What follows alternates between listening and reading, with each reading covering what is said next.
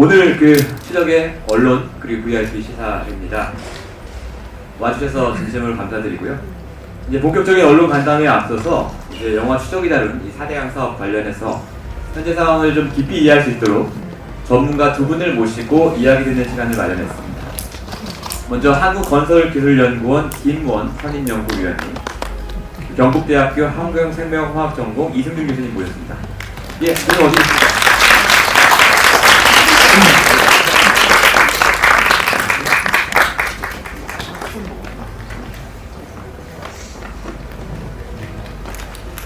아, 예. 그 배우분들이시기도 하죠. 예.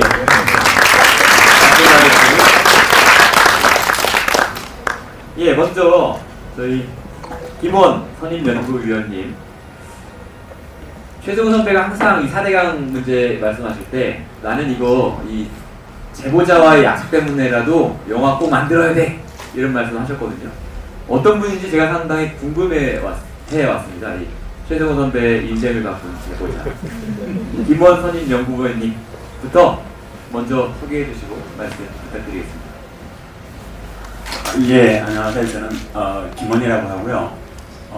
어떻게 하다 보니까 우리 최승호 PD님하고 얘기해갖고 저도 수렁에 빠지고 최승호 PD님도 수렁에 빠져서 지금 오랫동안 일 작업을 같이 하고 있습니다. 오늘 영화 재밌게 봤고요. 사실은 저도 뭐 계속 나와서 인터뷰를 했지만 다시 보니까 너무 가슴 아프고요.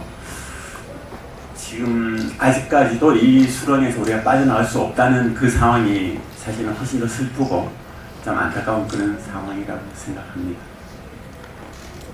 예.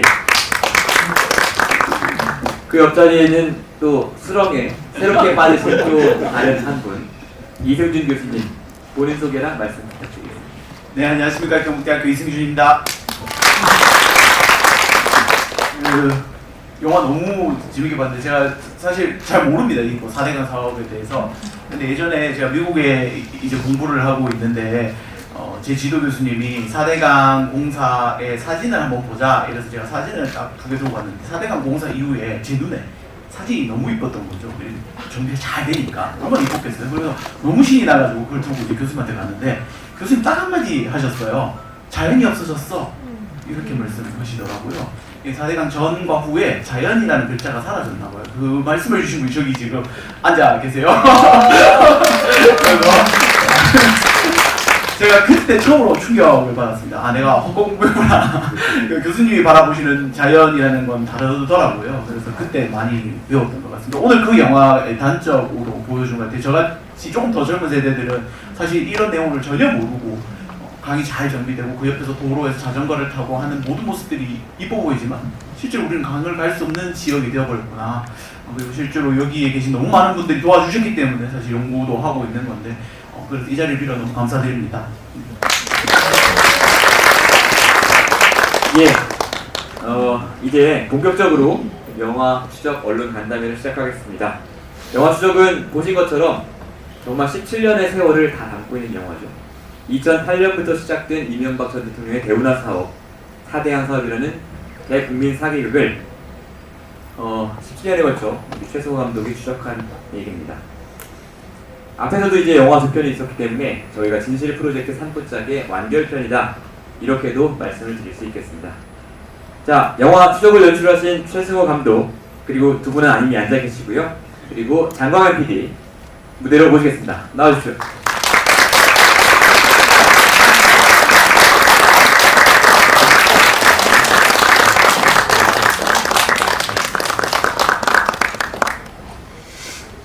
네, 새로 나오신 두 분은 말씀 안 하셨기 때문에 먼저 우리 최승호 감독님부터 오늘 처음으로 영화 선보인 소감을 한번 들어보도록 하겠습니다.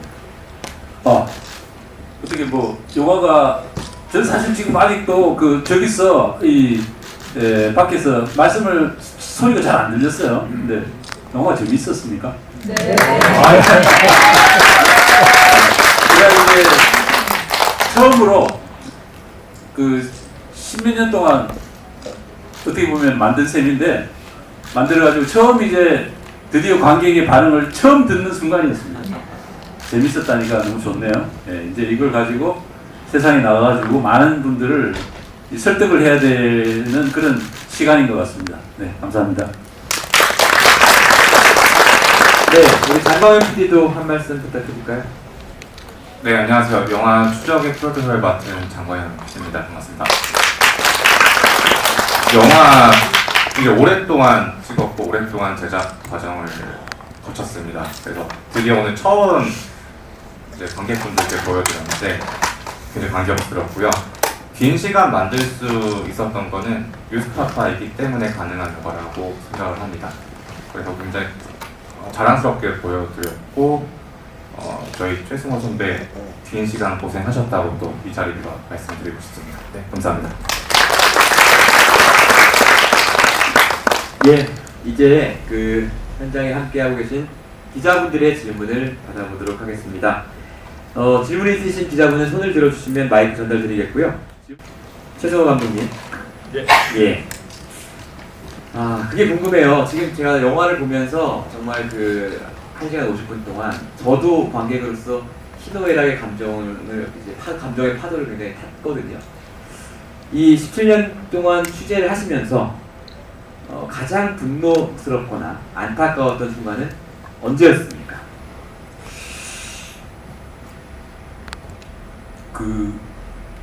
아마도 불방됐을 때, 그리고 이제 제가 결국 PD수에서 쫓겨나고 그런 상황이었을 것 같아요.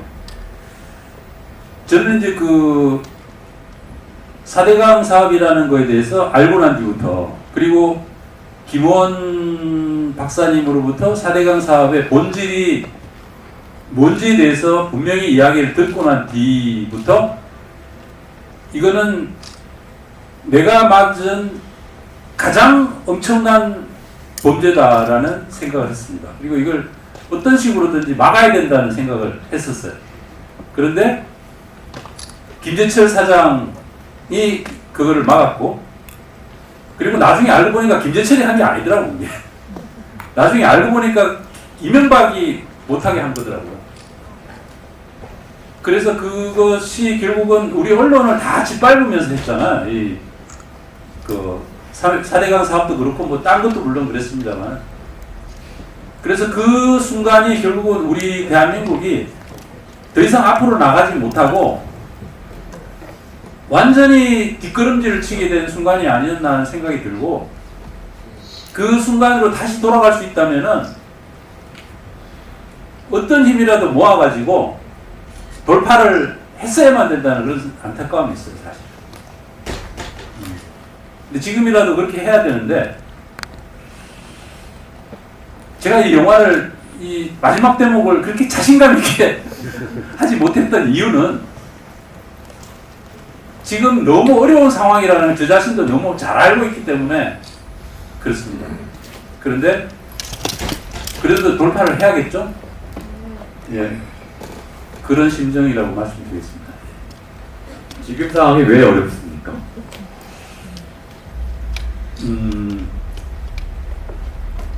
너무 정치적으로 지형이 갈라져 있어가지고 진실이 안 통하는 사회가 돼버렸어요. 물론 이제 그때는 그래도 나름대로는 공영방송이라는 것도 상당히 건재했고 튼튼하게 어떤 그 진실이라는 메시지를 전달해주는 그 꽤 큰 스피커들이 있었습니다. 근데 지금은 그런 스피커들이 다 이명박이 사실은 다 망가뜨린 거거든요. 다 왜소해져 버리고, 그리고 이제 물론 다양한 스피커들이 생겼지만은 잡음들이 너무 많아요. 그래서 이번에도 보십시오. 홍수 나고 난 뒤에 언론들이 지금 뭐 보수 언론들 보면은 이게 언론인가 싶은 그런 4대강 보가 홍수를 막았다는 게 말이 안 되는 얘기거든요. 영화의 내용에도 나오지만은 그런 거짓말을. 근데 이제 이렇게 개인적으로 기자들을 만나서 해보면은 그분들도 다 기자 정신이 있는 분들이고 한데도 이 4대강 문제에 대해서는 자기네 회사의 그 정체성에 따라 가지고 그냥 막 쓰는 것 같아요. 근데 그런 기사들이 굉장히 많이 나오고 거기에 따라서 국민들의 생각도 그렇게 해가지고 적어도 30%의 국민들은 제가 영화에서도 얘기했지만은 여전히 4대강 보가 물 공급을 해주고 홍수를 예방해주고 이런 부분들이 극단적인 형태의 반발로 나타날 때 이재명 정부가 4대강 재자연화라는 것을 힘있게 밀고 나갈 수 있겠느냐 하는 것에 대해서 제가 사실은 확신하지는 못해요. 근데 그거를 어떤 식으로든 해야 되겠다라고 생각해서 영화를 만든 것이고 이 시기에 딱 내놓는 겁니다. 이 시기에 내놓는 이유는 지금 딱 필요한 순간이기 때문에 내놓는 겁니다. 그렇습니다. 예. 영화 개봉하는 굉장히 경사스러운 날인데 최승호 감독께서는 걱정이 지금 더 많으신 것 같습니다. 뭐 영화 흥행에 대한 걱정이 아니라 4대강 재자연화가 과연 이루어질 수 있을 것인가에 대한 걱정이겠죠. 그럼에도 불구하고 지금 이 여러 가지 그 거짓들 가운데서도 이 4대강을 추적이라는 영화가 이렇게 다루었기 때문에 하나의 정전 같은 진실은 확립이 되는 것 아닌가라는 생각이 들고, 그렇게 이제 이런 계기를 만들어주신 그 옆자리에 있는 우리 김원 연구위원님, 처음에 그 제보하실 때 그때는 어떤 마음으로 어떤 경위로 제보를 하시게 되셨습니까? 이게 상당히 사실 4대강이라는 게 역사가 오래됩니다. 이명박 정부 때가 아니라 이미 노무현 정부 끝날 때쯤에 해서 이미 4대강 대운하 공약이 나왔었고, 그 다음에 그때부터 대운하가 시작됐었고, 그게 나중에 이제 4대강으로 이렇게 변질돼 왔고 여러 가지 형태로 이제 바뀌어 왔는데, 저는 어쨌든 직업 이게 강을 연구하는 사람입니다. 그래서 어떻게 하다 보니까 그 변화하는 전모의 과정을 잘 알 수가 있었습니다. 과정을.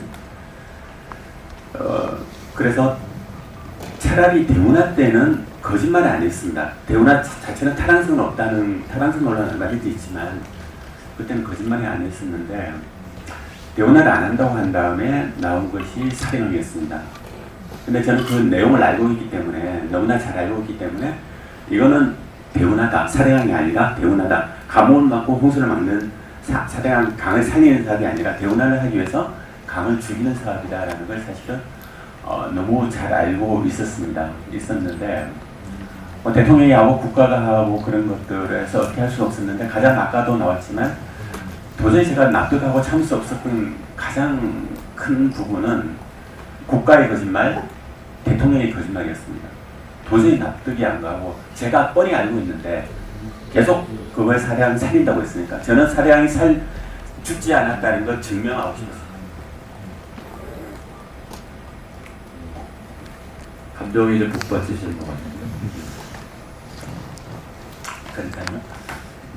자꾸 죽었다 하는데, 죽었으니까 살리겠다 하는데 죽지 않은 거 자꾸 죽었다 그러니까 화가 났던 거고 도저히 납득을 못했던 거고, 그래서 사실은 그런 여러 가지 정보들을 이제 좀 정리를 했었고, 그런 것들이 납득이 안 되니까 최대한 저는 이제 좀 알려야 되겠다 이렇게 생각했었고, 그래서 우연히 이제 최프님을 만나게 됐고, 그래서 이제 여러 가지 제가 알고 있는 여러 가지 정보라든가 이런 것들을 같이 이제 제공을 하고, 그때부터 여러 가지 이제 얘기를 많이 나눌 수가 있었습니다.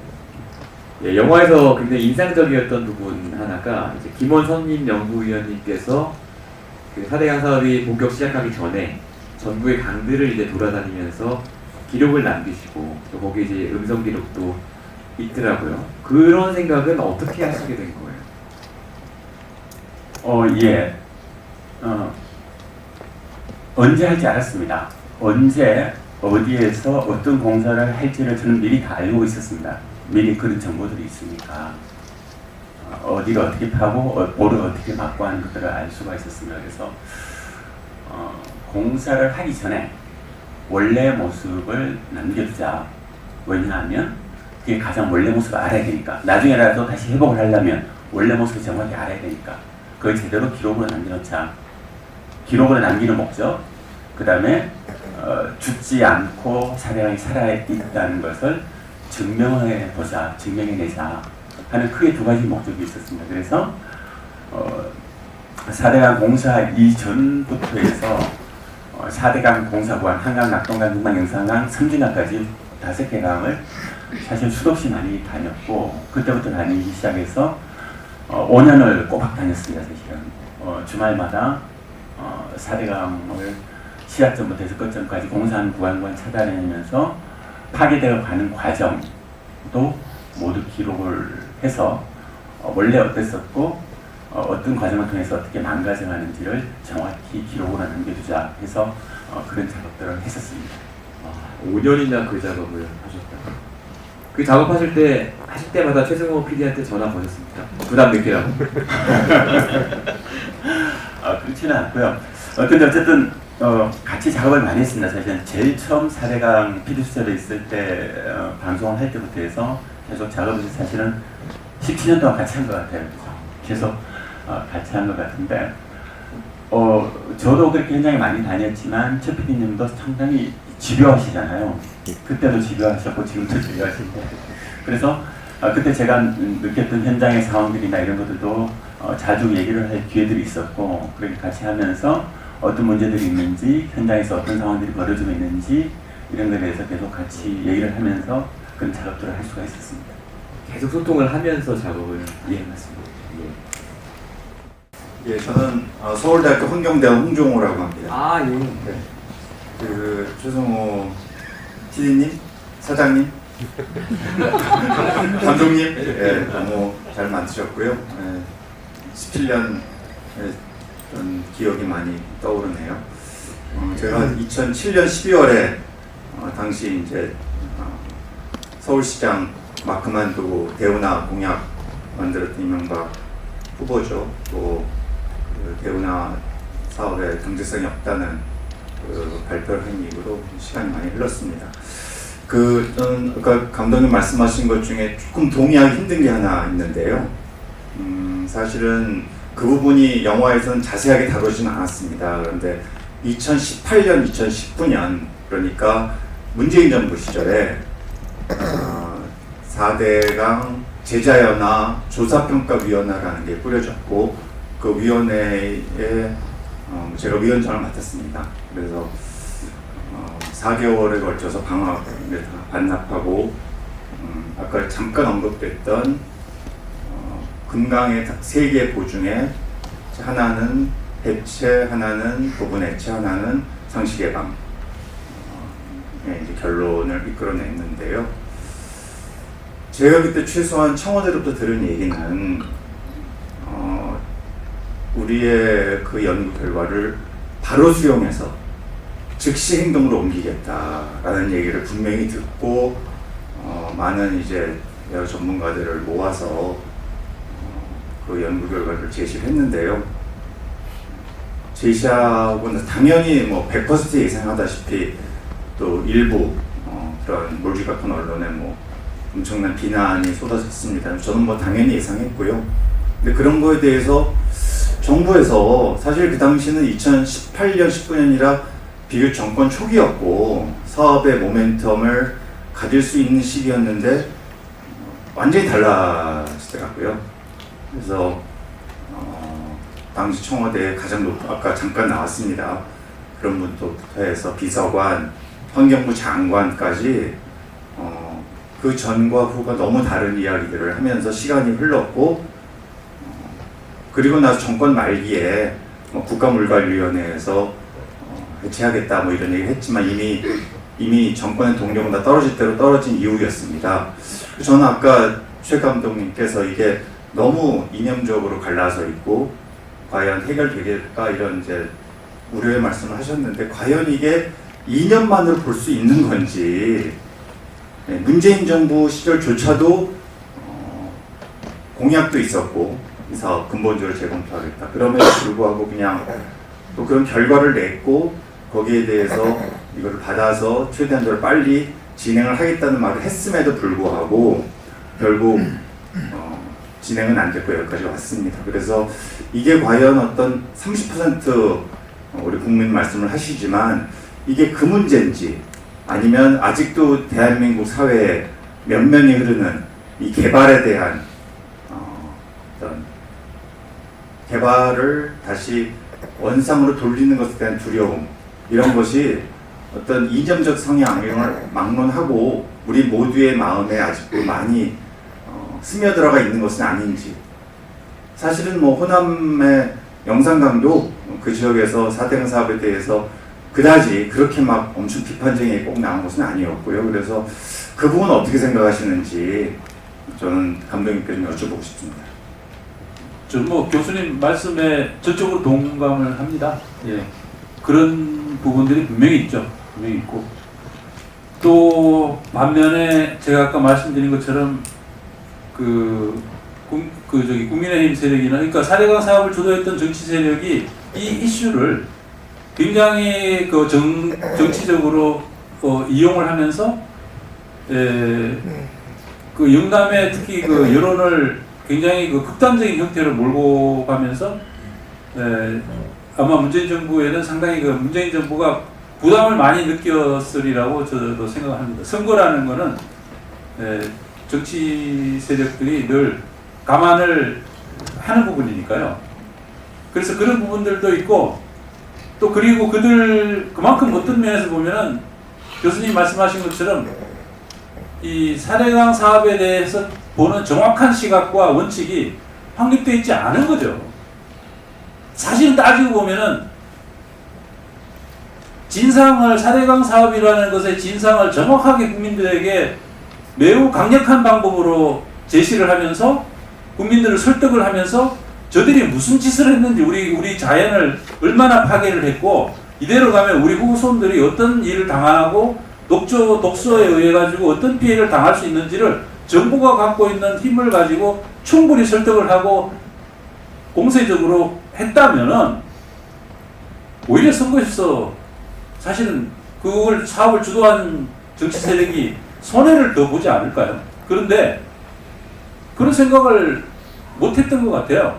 그리고 막연히 그냥 이거 보 때려 부신다 이런 그 식의 정치 세력의 반발 그쪽의 여론 여기서 거기서 표가 떨어지면 얼마나 떨어질지 제가 잘 모르겠는데 어쨌든 그런 것들 때문에 계속 이제 그저 조심스럽게 그냥 로키로 하면서 자꾸 이제 하면서 이제 결국은 안 됐던 것 같습니다. 그래서 여러 가지가 굉장히 복합적이고 어쨌든 그래서 그렇기 때문에 저는 이 전말을 다 다룬 영화를 통해서 그거를 보여주고 싶었던 겁니다. 이 사업의 본질이 뭐고 이거를 놔두게 되면은 어디로 갈 수밖에 없고 라고 하는 거를 분명히 본다면은 어떤 결단을 내리고 그걸 확산시키는데 도움이 되지 않겠느냐 하는 그런 생각 때문에 만든 것인데 말씀대로 그런 요소들이 충분히 있습니다.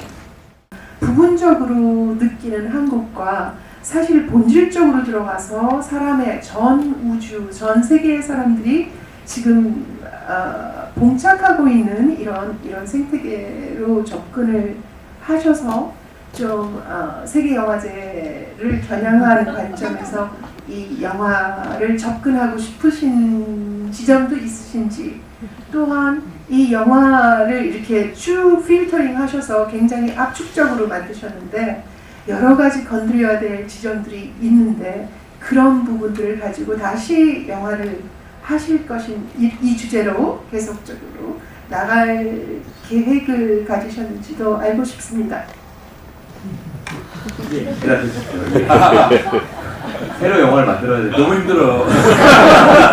제가 이거 만드느라고 죽다가 살았습니다. 그래서 일단은 지금 이제 이 영화를 가지고 일단 4대강 좀 어떻게 좀 재자연화 좀 하고 그리고 나중에 혹시 뭐 제가 기회가 되면은 영화인으로서 디렉터스 컷을 한번 만들고 이걸 한번 또 생각해 보겠습니다. 감사합니다.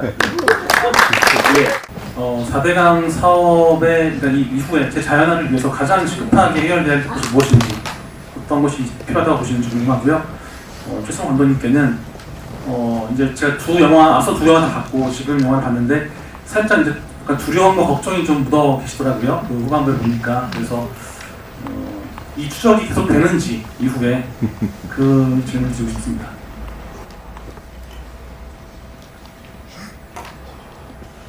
예, 제가 먼저 말씀드리겠습니다. 사대강 사업에서 지금 당장 해야 될 것들을 질문을 주셨는데 저는 제 생각에는 일단 사대강 실상에 대해서 오늘 영화처럼 제대로 알리는 게 저는 상당히 중요하다고 생각합니다.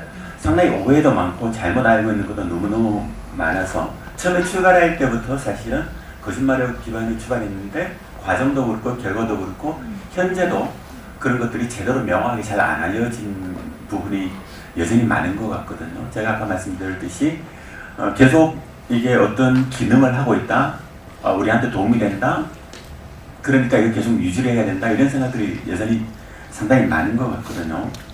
저는 그렇지 않다고 생각됩니다. 어쨌든 시작부터 끝까지 잘못된 거니까 잘못된 것을 계속 유지를 한다? 이거는 전혀 아닌 것 같고요. 그래서 그런 면에 첫 번째 정확히 알렸으면 좋겠고, 두 번째는 그와 동시에 빨리 4대강을 원래 강으로 돌리는 작업을 저는 해야 된다고 생각합니다. 단순히 숨은 몇 개 여는 그런 정도가 아니라 4대강 사업 자체는 사실은 엄청난 사업이었습니다. 어마어마한 22조가 들어간 어마어마한 사업인데 우리는 여전히 너무나 좀 편향되게, 좀 어떤 좁은 부분으로 접근하는 부분들이 있다고 생각되거든요. 그게 아니라 통째로 잘못된 부분이니까 이거는 지금이라도 가장 빨리 통째로 원상으로 돌아갈 수 있도록 하는 게 저는 맞다고 생각합니다. 그래야 4대강을 다시 원래의 모습대로 돌릴 수 있고 강을 다시 살릴 수 있다고 그렇게 생각합니다. 네. 네, 언론배그 기사회의만큼 기자분들의 질문을 우선적으로 받겠습니다. 기자분들 설명해 주십시오. 무슨 교수? 네. 네. 4대강 진짜가. 답변이 한 분 더 남았습니다. 죄송합니다. 예. 그 어려운 걸 질문하셔가지고 제가 바로 쓰고 있으려고 했는데. 사실 제 자리에서 할 수 있는 건 지금 우리 환경이 괜찮나라는 질문을 계속 던지게 되더라고요. 제가 강을 바라다 보고 나가고 할 때마다 안 괜찮더라고요. 녹조가 그렇게 많이 핀 강은 처음 봤고 여전히 냄새가 역하고 정상이 아니다라는 겁니다. 저를 여기 환경에 이 자리에 오게 해주신 그 여러분들이 계시지만 최성욱 PD님, 이미재 실장님 있는데 일단 저분들 때문에 제가 고혈압이 너무 많이 올라가지고 죽을 것 같습니다. 그래서 제가 일단 혈압 치료를 좀 해야 되고요. 그 다음에 이 모든 것들이 아주 느리지만 천천히는 바뀌더라고요. 근데 그 자리에 여기 계시는 분들이 정말 많은 노력을 했기 때문에 그러지 않나라는 생각이 들어서 최성욱 PD님이 이 영화를 정말 열심히 홍보하시고 또 많은 정보를 알려다 주면 그래도 조금 바뀌는데 속도가 빠르지 않나라는 생각이 듭니다. 우리 사회 저변에 아까 전에 좀 너무 좋은 말씀 해주신 이제 교수님 계시지만 저변에는 저는 정치적 이념도 있지만 경제, 그 다음에 또 그 윗세대들이 가진 철학들이 아직도 이 사회를 하고 있기 때문에 좀 바뀌는 속도가 느린데 미래 세대들이 바꿀 수 있도록 교육이라는 부분을 꼭 유념해 주시고 다음 환경 하시는 분들이 이 교육에도 교육에 참여할 수 있도록 많은 기회를 또 만들어 주시면 너무 감사할 것 같습니다. 예. 또 다른 기자분들 질문, 아까부터 손들어주신 여자 기자분이, 예. 저한테도 뭐 하나 질문을 하셔야겠네. 시간이 좀 이쪽이라니까 죄송합니다. 시간이 좀 없어서 그러시죠. 예. 추적이 계속되느냐 이 질문을 하셨는데 저는 뭐 당연히 추적을 이거 4대강 재자연화를 해야 되기 때문에 추적을 계속 해야죠. 사실 그 뉴스타파라는 매체가 아니면은 이렇게 해낼 수가 없는 겁니다. 사실 뭐 어느 매체에서 어떤 그 방송사에서 이렇게 오랫동안 물론 이제 엄청나게 중요한 문제이긴 하지만 이렇게 추적을 게다가 이게 굉장히 그 리소스가 많이 드는 일이에요. 왜냐하면 계속 출장 가야 되지 않습니까? 제 후배 우리 오준식 기자 여기 있나? 우리 오준식 기자 여기 있는데 오준식 기자를 너무 고생을 많이 시켰어요. 그리고 오준식뿐만 아니라 이제 다른 우리 기자들도 고생을 많이 시켰는데 어쨌든 우리가 일종의 미를 거둬야 되고 하기 때문에 계속 추적을 하겠습니다. 할 겁니다. 네, 감사합니다. 계속 재자연화라는 단어가 나오고 있어요. 근데 왜 그 재자연화라는 게 어떤 걸 상상하고 있고 그게 어떻게 가능해질지 아까 선생님은 그냥 원래대로 복원해야 된다 그랬는데 그렇다면 그게 아무것도 안 하고 그냥 이렇게 열면 되는 건데 어느 정도 수준까지를 상상하고 말씀하시는지 궁금합니다. 예, 이분이 답변하시겠습니다. 네. 예, 제가 말씀드리겠습니다. 제자연화 그래서 사실은 우리가 목표를 명확히 해야 된다고 생각합니다. 사대강에 대해서는 이게 새롭게 뭔가를 우리가 만드는 것도 아니고 제자연화라고 얘기하는 부분의 핵심 내용은 복원, 그러니까 원래대로 돌아가는 것, 4대강 사업 이전으로 돌아가는 것. 거기는 두 가지가 포함되어 있습니다. 4대강 사업에서 가장 돈이 많이 들어간 게 첫 번째가 준설입니다. 두 번째가 보입니다.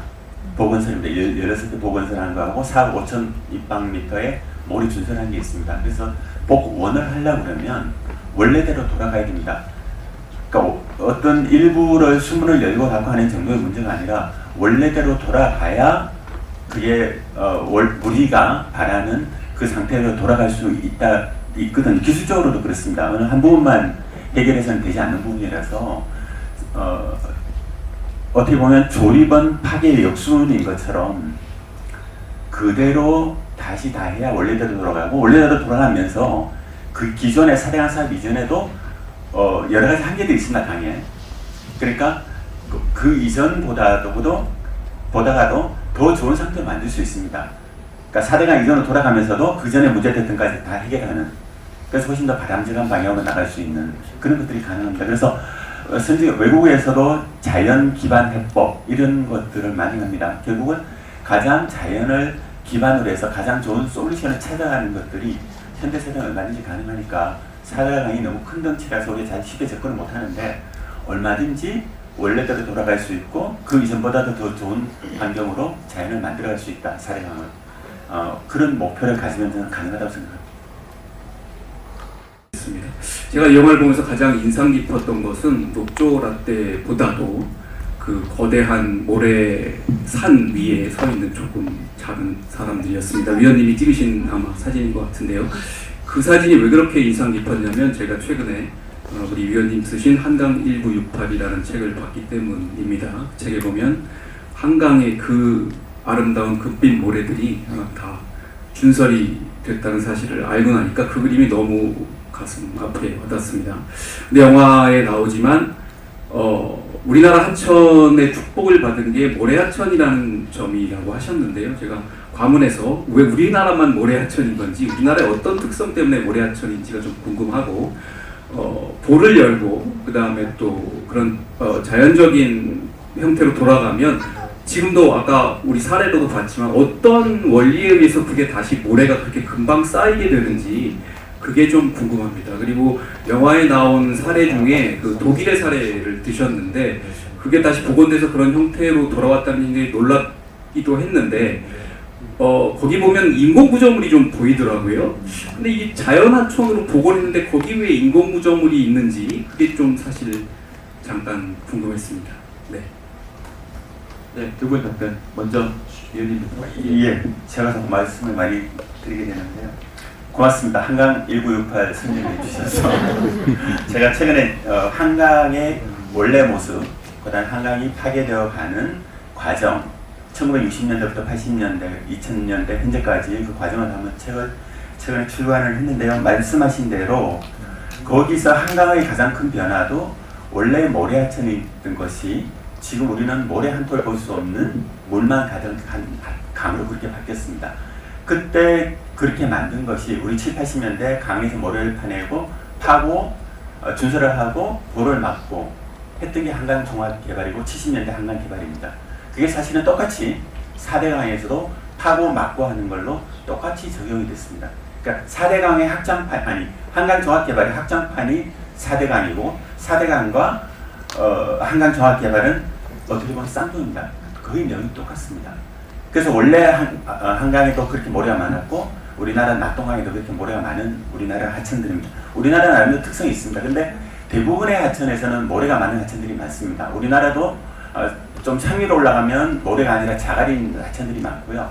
하구에 내려오면 이제 모래가 상당히 많습니다. 그래서 우리나라만이 모래가 많은 건 아니고 대부분 강 하류로 가면 대부분 모래가 상당히 많은 하천인데 4대강이든 한강이든 그렇게 모래가 많은 하천들이 개발을 하고 준설을 너무 과도하게 함으로써 우리가 지금 보는 한강처럼 모래가 없는 그런 하천으로 바뀌었고, 그 다음에 복원이 가능하냐라고 질문한 부분이 많습니다. 저는 가능하다고 얘기합니다.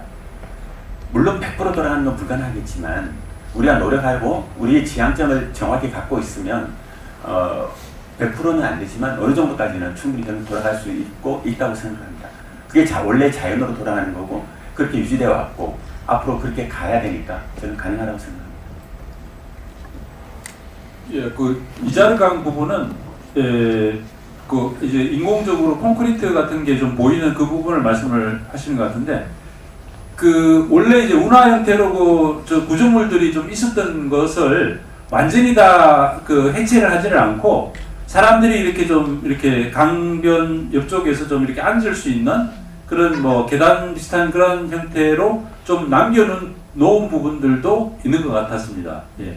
그래서 그 이제 이자르강은 기본적으로는 그 원래 이제 좁은 수로로 이렇게 만들어 가지고 그 강을 이렇게 좁은 데다가 가둬놨던 거를 기본적으로 강폭 자체를 굉장히 넓혔죠. 이렇게 넓히면서 그 물이 이렇게 다닐 수 있는 그 공간을 굉장히 넓히는 그런 공사와, 그 다음에 이제 자연스럽게 이렇게 그 생물들이 이렇게 서식할 수 있는 공간들을 많이 만들어주고 한 그런, 그리고 주변에 이제 제방도 상당히 강화했고요.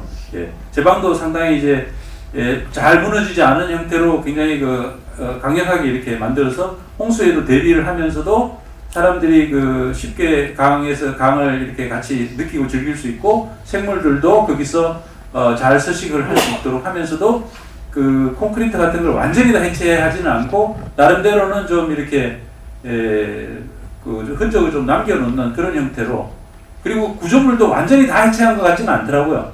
네, 옛날에 그 작은 그 보 형태의 구조물들이 있는 부분들도 여전히 남아 있는데도 몇 군데 있는 걸 봤습니다. 물론 그 구조물은 우리 지금 이제 저기 사대강에 있는 그런 상당히 큰 댐 규모의 그런 구조물은 아닙니다. 그런 구조물은 아니고 물이 그냥 이렇게 흘러내리는 그런 정도의 구조물이었습니다. 네. 아까 영화를 보니까 최승호 선생님이 옛날에는 얼굴이 팽팽했는데 지금 막 주름이 많이 졌더라고요. 수고만 해주셔서 고맙습니다. 제가 서울대학교 대문화를 반대하는 서울대 교수 모임에 제가 대표를 했었고요. 그 다음에 전국 교수 모임에도 대표를 했습니다. 그때 이제 조국 교수가 간사를 하면서 수고를 좀 많이 해줬습니다. 그러면 만들어지고 난 뒤에는 제자회나 사대강 제자회나 포럼을 제가 또 운영했고요. 지금 현재는 또 그에 관심 있는 오대강 유의협의회 지금 위장을 지금 맡고 있습니다. 제가 좀 질문하고 싶은 건 좀 더 큰 문제를 건드린 것 같은데, 제가 그 활동하면서 박근혜 지지하는 국회의원들한테서 제가 들은 이야기입니다. 그게 뭔가 하니까 박근혜하고 이명박이가 경선을 할 때 박근혜가 이기고 있었는데 이명박 쪽에서 주말에 한 사흘인가 아마 시간을 더 달라 그랬답니다. 그런 동안에 이제 이게 제가 들은 이야기니까 바로 그 당 국회의원들은 들은 이야기입니다. 이명박이가 무슨 일을 했는가 하니까 건설업체들을 모아가지고 지지해달라. 그래가지고 이명박이가 난데없이 그냥 박근혜 전혀 생각을 못하는 그래서 이겨가지고 대통령 후보에 나가게 됐답니다.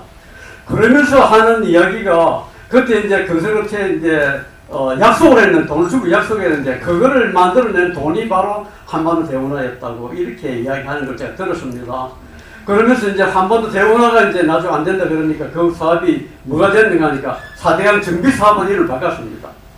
사대강 정비 사업할 때 돈을 이야기한 예산이 14조 원이었습니다.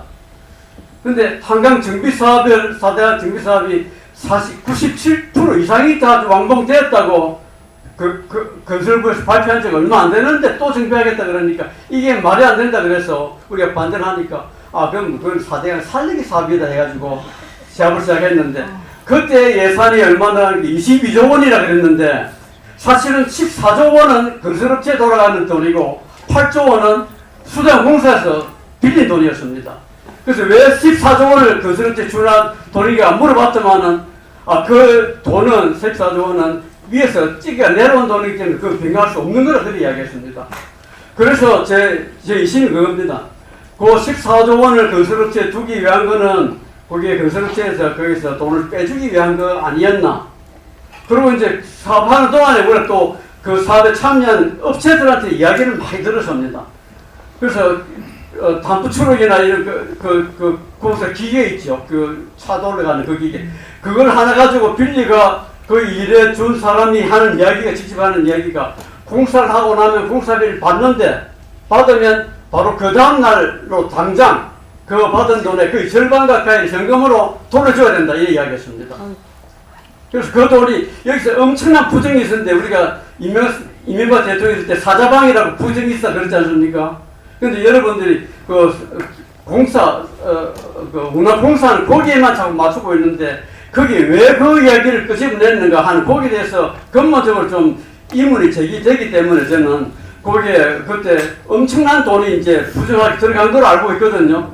없애자는 돈을 받아가 올려간 거를 저는 직접 이야기 들었습니다.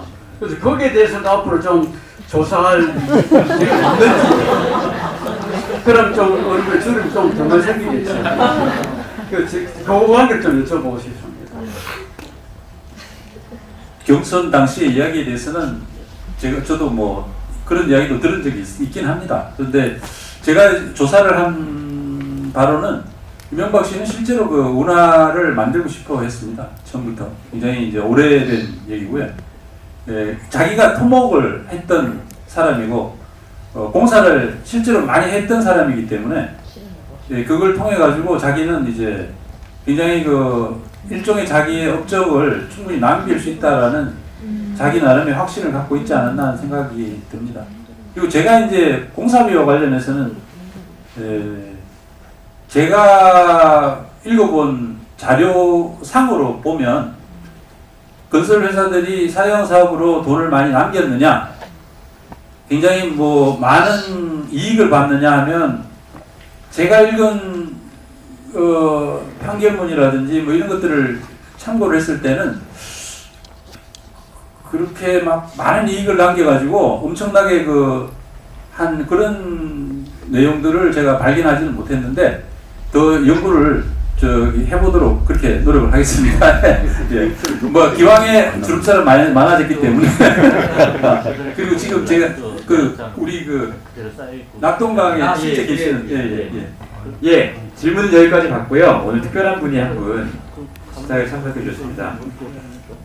직접 현장에서 4대강 사업 문제를 해결하기 위해서 엄청난 노력을 해오시는 분인데요. 임희자 낙동강 네트워크 집행위원장님 모시겠습니다. 어디 계십니까? 앞으로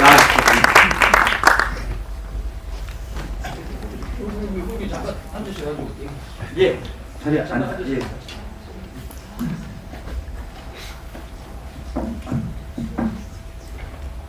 예, 안녕하십니까? 예. 반갑습니다. 많은 노력. 유튜브에 있습니다. 정말로 많은 노력을 현장에서 저희가 못 가는 곳에서 목소리가 달라졌어. 감사드리고요. 어떻습니까? 실제로 낙동강 가까운 마을에 살고 계시지 않아요? 주민들이 느끼는 어떤 그 녹조에 대한 불안감 이런 것들이 정말로 그렇게 큰가요? 사실 2024년 이전까지는 굉장히 좀 일반적으로 이 문제를 환경 일반적인 문제로 바라보는 것 같아서 굉장히 좀 안타까웠고요. 근데 이제 2024년에 이제 우리가 다 기억하시지만은 낙동강 물 조사부터 시작해서 수돗물 그리고 대기, 농산물 이렇게 조사가 결국 대기까지 확장되면서 24년도에는 인체 조사까지 가셨습니다. 그 인체 조사 결과가 2024년도에 나왔습니다. 이 조사 결과가 나오면서 사실 주민들의 반응은 굉장히 급격하게 변했습니다. 굉장히 두려움에 그런 녹조가 실제 두려운 그런 존재로 다가왔던 것 같고요. 그리고 그러면서 제가 살고 있는 마을의 주민들이 14분이 조사에 응했는데 그 중에 7분이 검출이 됐거든요. 그러고 나니 이제 실제 주민들이 움직이기 시작하고 있습니다. 국정기획위원회에 서명을 받아서 직접 이제 녹조 문제를 해결해 달라라고 하는 그런 요구 사안도 지금 보내고 있고 마을 안에서 녹조 문제를 어떻게 해결할 것인지 하는 그런 대책 모임들도 가지고 있고 그래서 실제 이제 저희 같은 경우에는 그렇게 움직이고 있는 그런 창원 같은 경우에는 굉장히 좀 활발해졌습니다. 인체에 이제 검출된 게 굉장히 크게 다가오고 있는 모양인 것 같습니다. 네네. 영화를 보면 이제 지자체들이 취수구 공사를 해야 이제 수위를 낮출 수 있고 그래야 이제 도를 개방할 수 있게 되는데 지자체들이 이걸 막고 있다는 얘기가 나오지 않습니까? 이 문제 가지고 지자체랑 좀 소통을 해보신 적은 없습니까?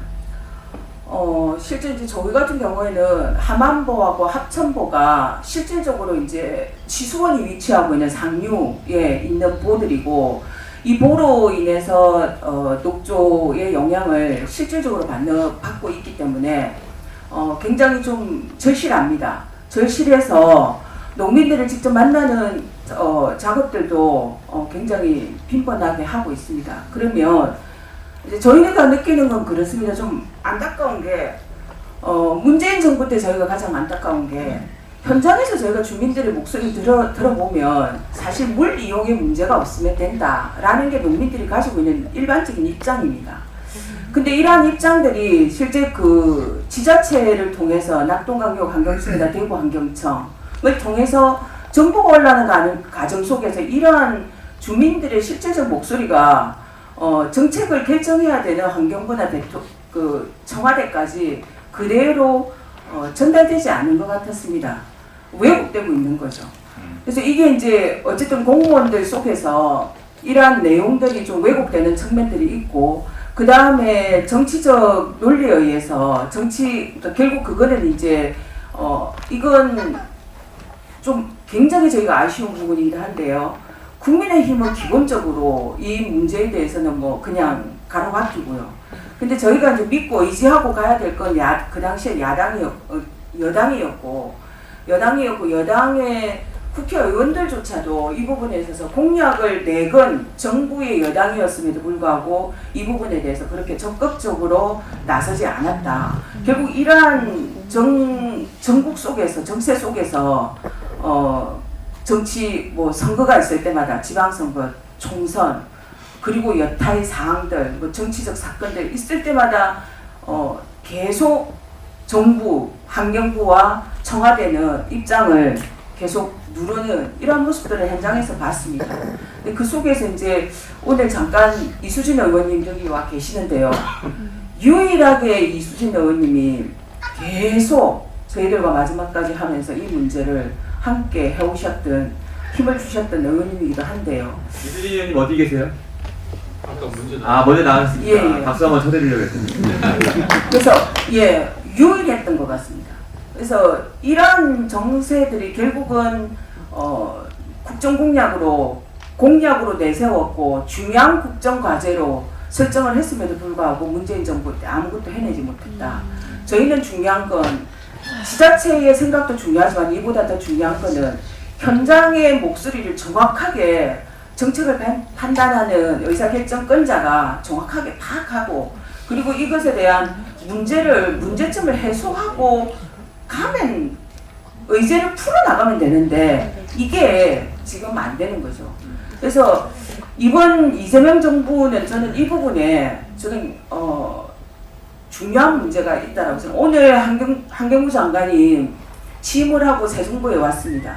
아침에 저도 이제 잠깐 들렸다가 왔는데요.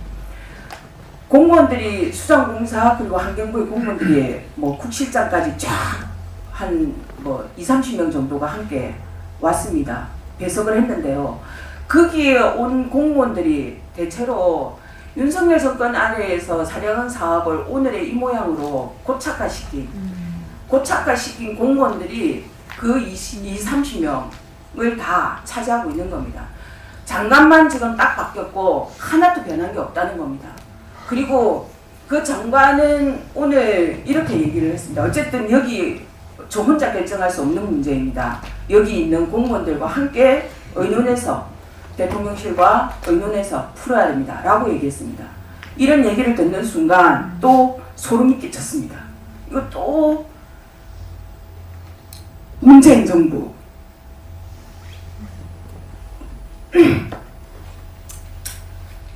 로 가는 거 아닌가. 그래서 저는 공약이고, 그리고 이것이 국정기획위원회를 통해서 국정과제로 된다면 이건 해야 될 일입니다. 그리고 낙동강이 지금 처해져 있는 상황, 녹조, 눈으로 보이는 녹조 뿐만이 아니라 그 녹조 속에 갇혀있는 강물, 그 강물 속에서 살아가고 있는 생명체, 그물, 어부들이 걷어 올리는 그 그물 속에 올라오는 건 물고기의 사체입니다. 100마리 중에서 죽은 게 80마리, 그리고 살아있는 게 20마리. 그 20마리도 벌겋게 바이러스에 감염된 물고기들입니다. 살아 올라온 거 하루만 그냥 집에 다라이에 담아두면 그 다음에 죽어버립니다. 이게 지금 현재 낙동강의 실정입니다. 낙동강의 녹조 때문에 물속에서 생명체는 없는 거고 죽어있는 생명체에, 그 다음에 이것으로 인해서 수돗물, 농산물, 그리고 대기, 그리고 인체의 사람의 코수까지, 이게 지금 낙동강의 녹조로 인한 정말 온전한 곳이 하나도 없습니다. 이런 걸 언제까지 이렇게 부여합니까? 이런 식으로 듣다가는 미래가 없습니다. 그래서 저희는 이재명 정권, 저희는 문재인 정권을 겪었습니다. 공약을 내세웠지만 해내지 못했고요. 이재명 정부가 들어서고 공약으로 내세웠습니다. 힘이 있는 건 저희는 2년이라고 생각합니다. 지금 현재 어쨌든 녹조 문제를 빠르게 푸는 거는 수문 개방이고, 수문 개방을 하려고 한다면 지금 문제가 있는 치양수 시설을 빠르게 개선해야 됩니다. 근데 이거 저희가 전문가들에게 자문 받아보면 치양수 시설 개선 내년 상반기까지 정부가 의지만 있다면 기술자들은 해낸다라는 겁니다.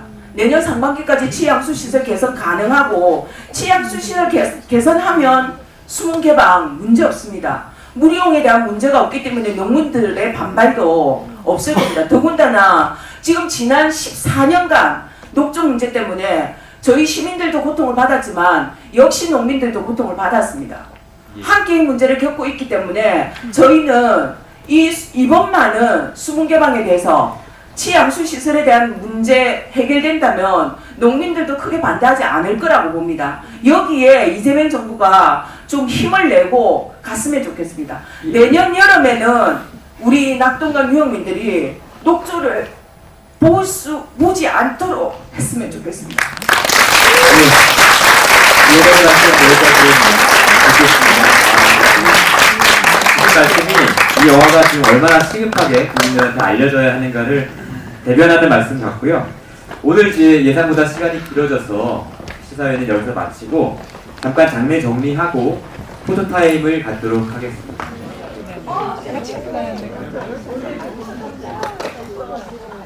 됐습니까? 기자분들? 이번에는 왼쪽 바라보시죠. 아직입니까? 정면이요?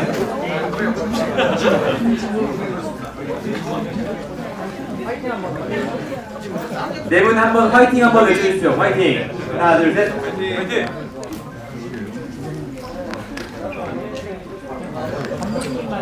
예, 이번에는 감독님 단독 촬영하겠습니다.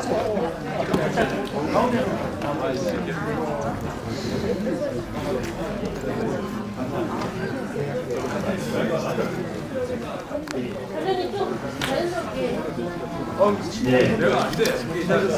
뭔가 팔짱 한번 띄워주시죠. 포즈, 예. 예.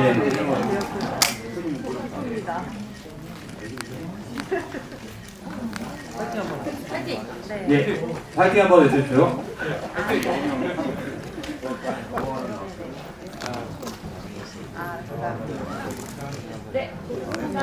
예.